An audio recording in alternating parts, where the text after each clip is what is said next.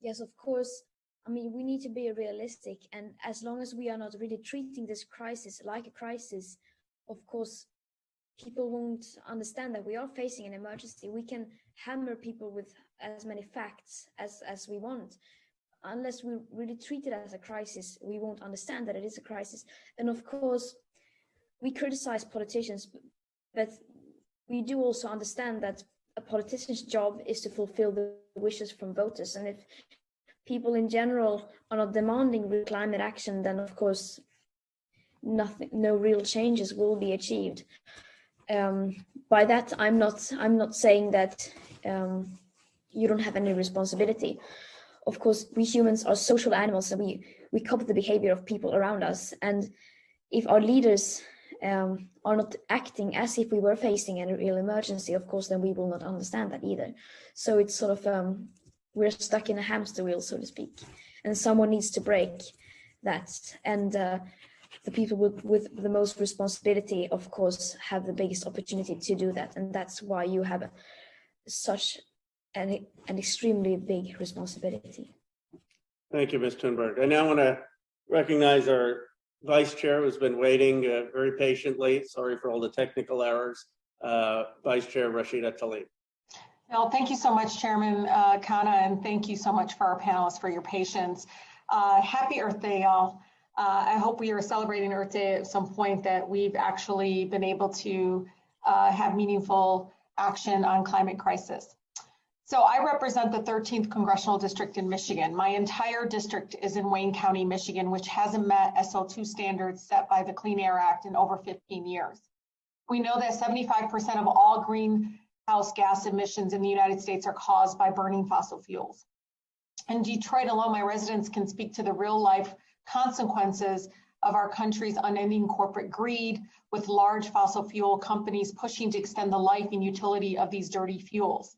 A few years ago, piles of petroleum coke just showed up on the Detroit riverfront. It started blowing around in huge clouds and coating nearby homes with a thick dust.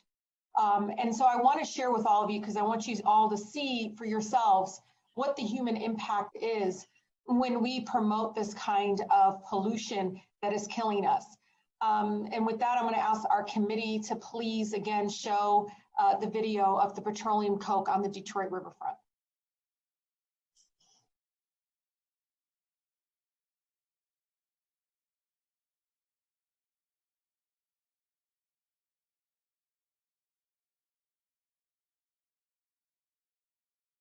Mr. Chair, I can continue and we can go back to the video if necessary. Why don't you continue, given the technical difficulties we've had, and then if we can. Okay.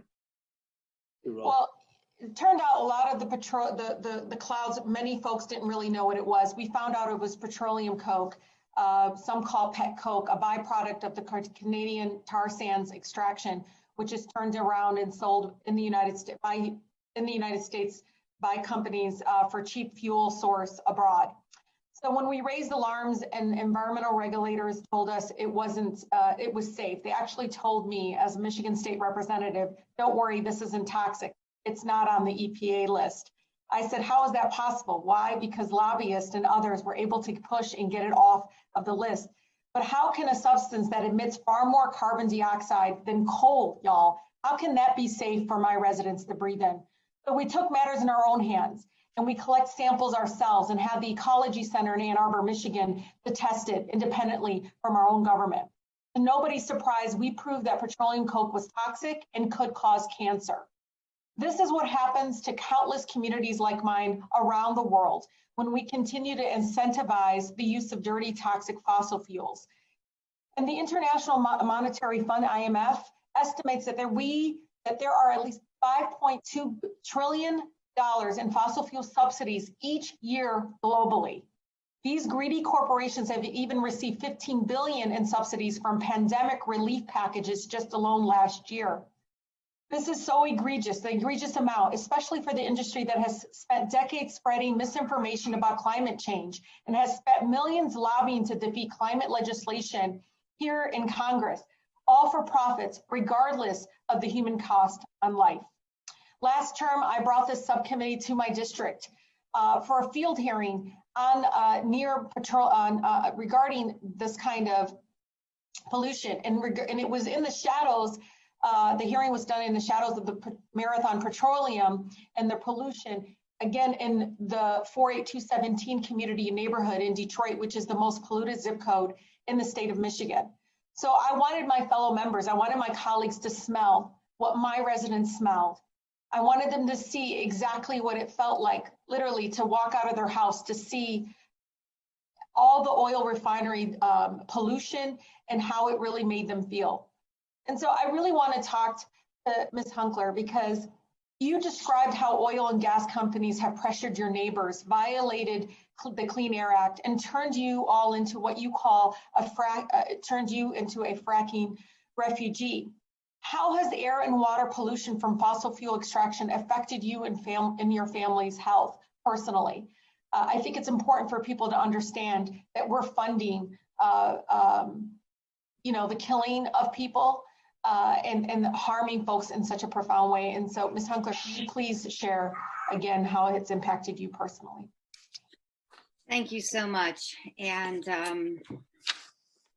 there's so many ways it's affected me personally in my community. But the negative health impacts, first, we noticed the odors, and then headaches and nausea, body aches and pains, mental confusion, you couldn't sleep, rashes, numbness, aches and pains. And the other part about this is that we had no support, no help. There, you file complaints to the regulators, the Ohio EPA, and little action. And so it takes these environmental law groups who will actually support people. And I had to get legal representation pro bono, thank goodness, or I couldn't have afforded it, to file an intent to sue against the compressor station to get any action from the Ohio Environmental Protection Agency at all. So it's not only the health impacts that we experience, but we have no recourse. There's nobody there to help us. And fortunately, at some point we had, environmental organizations that came and helped us, with FLIR camera imaging that makes the invisible visible. And that was basically the final evidence that we had, or the evidence that made the regulators take action, because you could see it. And unfortunately, even after years of the compressor station being in significant and ongoing violations of the Clean Air Act and the Ohio Pollution Control Act, the FLIR images from before any remediation was done and after basically shows the same amount of pollution billowing towards my home in the valley. And the final, for years, I really couldn't live safely in my home. I kept the property because kept the property because I couldn't really face getting rid of it. And but the final straw for me putting my property up for sale was when there was an application to extend the compressor station, and they were going to begin selling water again for fracking operations a quarter mile in Slope Creek Reservoir. So I knew I had to get out. Thank you. Do you have any other? I see your time has been expired.